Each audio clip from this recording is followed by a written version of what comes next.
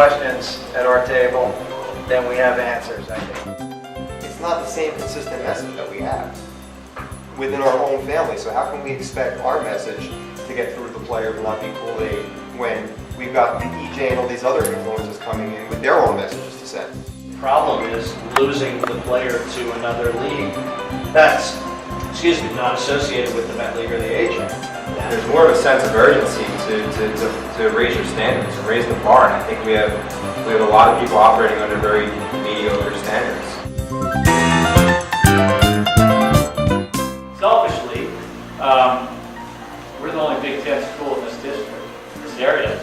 I would love to keep the top kids here so that they don't go to places where other top schools have them in their backyard. I'd love to keep them in my backyard. It's very, very difficult at this point for a parent of a young child to know how good he's going to be, how much money it's going to take, which way to direct him through, how to get into the next step, whether or not he's going to be able to make it to college, if he's going to go to college, what kind of college he should go to, how far along he should be pushing it, or whether he should just turn around and work on his jump shot.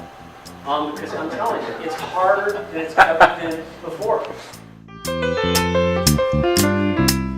Specific. I think one big problem with all this here is recruiting Bantam players to play junior. To me, how are you getting a kid ready to play college hockey if he's 19 or 20, going to play against a 96, show up at his college and play against an 86? To me, I don't see the connection there at all, and it sabotages the midget leagues, really. And we got to remember, they're still kids, and that's who it's for. That's who we're here for, is to make their experience better. About how do I keep this kid? Your question is, how do I promote them to the next level and put, hey, here's my alumni. This is where they went from here. And that's okay. I do think that. I mean, we all split up into groups, and then really at the end of the day, we're saying the same thing, just twisted words. So I do think it's a collective idea that we all are concerned about, and I think what the ideas and things yesterday, we're definitely going to make a stand and prove that the 15 to 20-year-olds can stick and retain in our AMHL. I'm pleasantly surprised at the passion of the people here from all the different groups, and surprised, I guess, a little bit at how much on the same page we all are.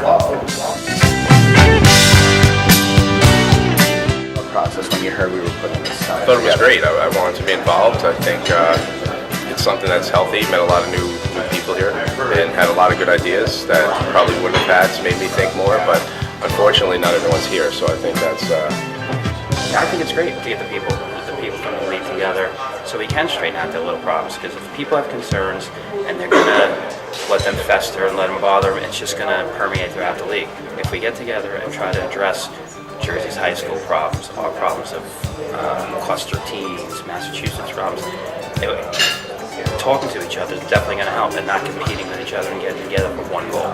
I wasn't quite sure with the topic or how we were going to approach things, and I'll tell you what, being in the business world, having a facilitator and throwing everything on the table to maybe reinvent yourself or really put a microscope on what you can do better. And for everybody in this league, I mean, we had a good showing. Everybody should have been here because they had the chance. They would have had a chance to speak what they really believe and put it out on the floor, and everybody hear it, listen to it, digest it, maybe act on it.